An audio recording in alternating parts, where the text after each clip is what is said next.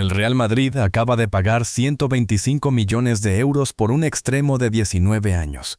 Y se los ha pagado a un entrenador que construyó toda su leyenda ganando sin el balón. Eso no encaja. José Mourinho volvió al banquillo blanco el 11 de junio, 13 años después de marcharse, con contrato hasta 2029 y 15 millones pagados al Benfica para sacarlo de allí. Encima le han montado la plantilla más cara de la historia del club. Y en su primer partido de liga, su equipo tuvo el 64% del balón. Eso tampoco encaja. Nada de esto encaja. Y sin embargo, si preguntas por los vestuarios del resto de la liga, nadie se está riendo. Al contrario, hay entrenadores que llevan todo el verano mirando de reojo lo que se está construyendo en Valdebebas, con una mezcla muy concreta de curiosidad y miedo. Porque la última vez que este hombre tuvo un equipo así en las manos, terminó firmando la temporada más brutal que se ha visto nunca en el fútbol español. En los próximos minutos vas a entender 3 cosas. ¿Por qué el Madrid lo ha traído justo ahora y no hace 2 años? ¿Por qué la plantilla que le han construido no tiene ninguna lógica aparente? ¿Y por qué exactamente eso es lo que la vuelve peligrosa? Presta atención al minuto 90 de su primer partido, porque ahí está escondida la pista más importante de todas. Empecemos por algo que casi nadie está contando bien. Esto no empezó en un despacho de fútbol. Empezó en una urna, contra Enrique Riquelme. Y llegaban después de una temporada en blanco, la segunda del club en 16 años. 2 cursos sin levantar absolutamente nada. Un vestuario roto. Un banquillo por el que habían pasado Xabi Alonso y después Álvaro Arbeloa en una misma temporada. Una afición que había pasado de la exigencia al enfado. Cada candidato llevaba un entrenador en el bolsillo. Riquelme apuntaba a Jürgen Klopp, Florentino apuntaba a Mourinho. Y esto es importante. Mourinho no fue una decisión deportiva tomada con calma en junio. Fue una promesa electoral. Florentino ganó el domingo y el jueves ya estaba anunciado. 4 días. 2 días después, Mourinho aparecía en el Bernabéu presentado como el hombre que iba a devolver el orden. Hay un detalle que hace la historia todavía mejor. El club del que lo sacaron era el Benfica.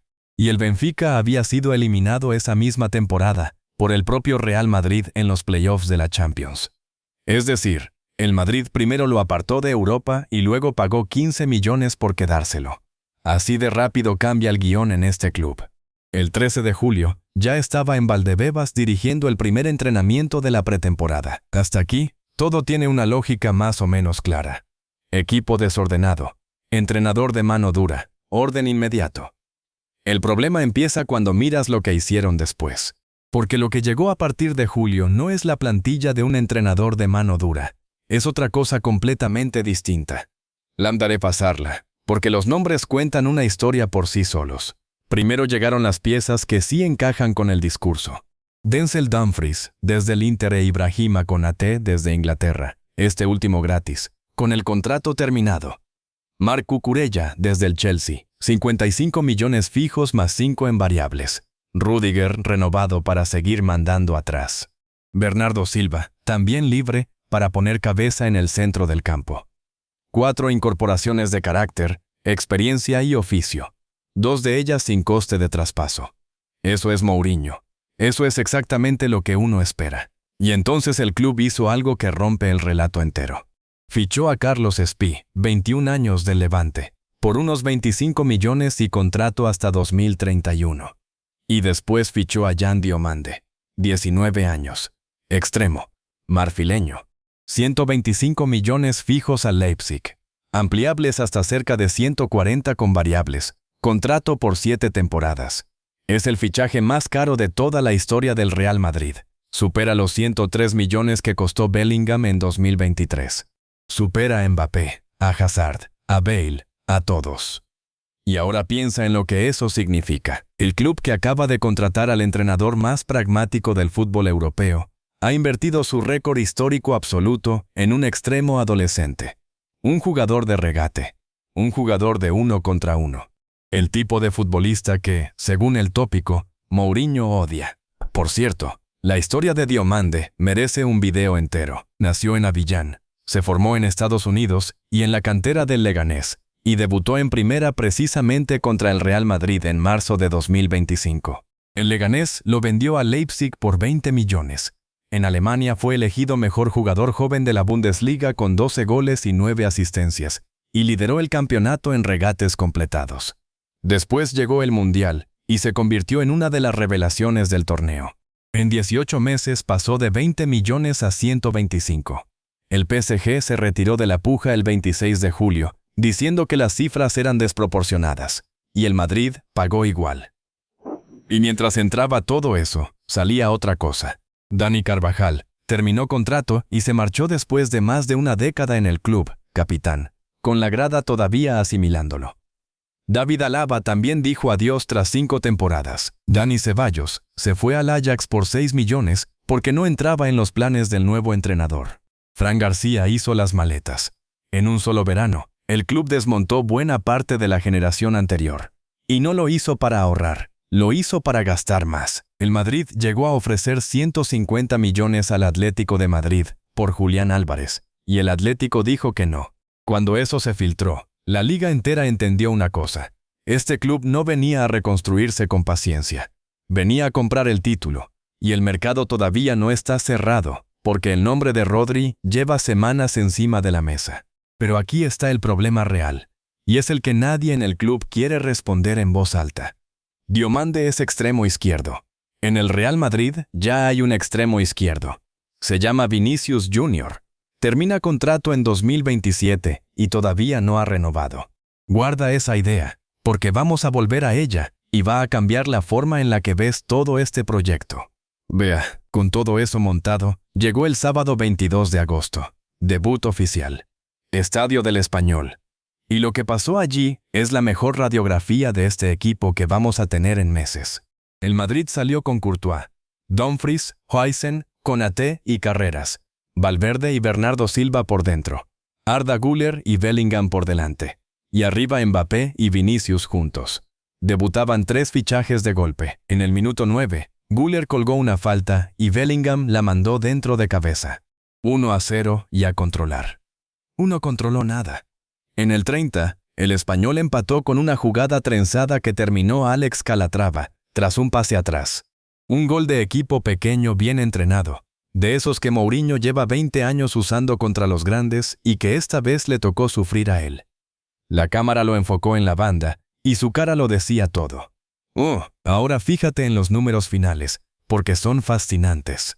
El Real Madrid terminó con el 64% de posesión, 19 remates, 9 entre los 3 palos, 8 corners, y solo 7 faltas cometidas en todo el partido, con una única tarjeta amarilla. El Español acabó con 5 remates, 19 faltas y 5 amarillas.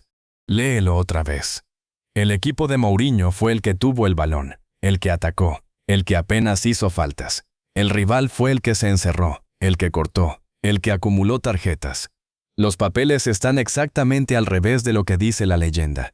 Y el gol de la victoria llegó en el minuto 90.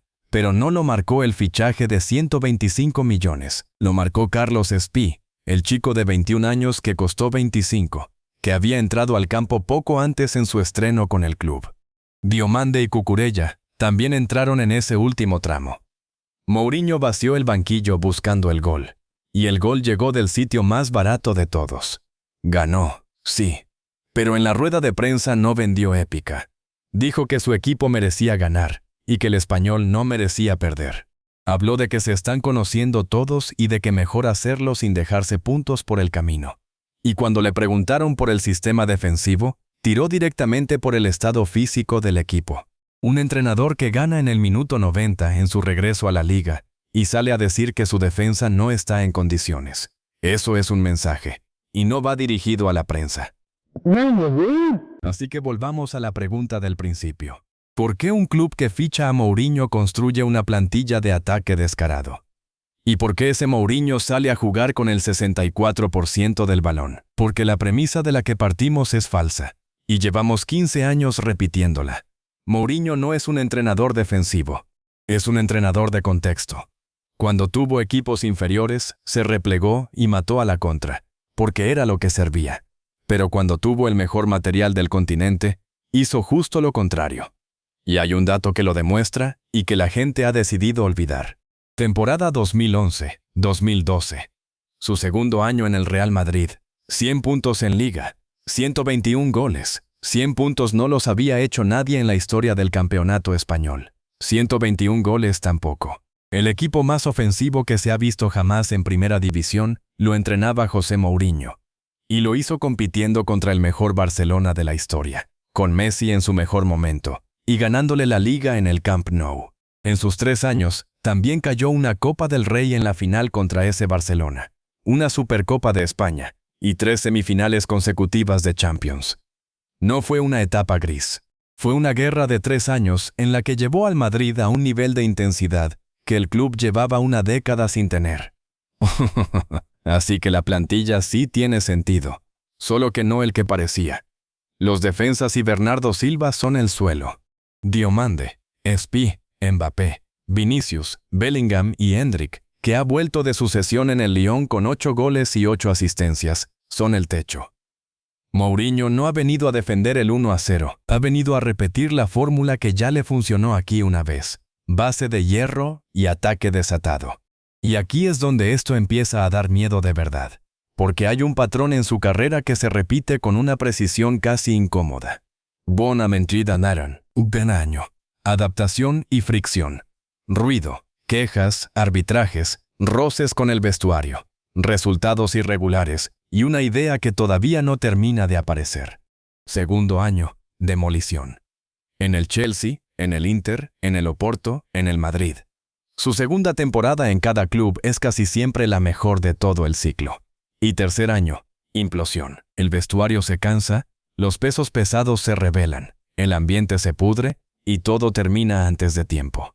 Le pasó aquí en 2013. Le ha pasado en casi todas partes. Su contrato dura exactamente 3 temporadas, hasta junio de 2029. Ni una más. Es como si el club hubiera firmado el ciclo completo sabiendo perfectamente cómo termina, y hubiera decidido que el segundo año merece la pena.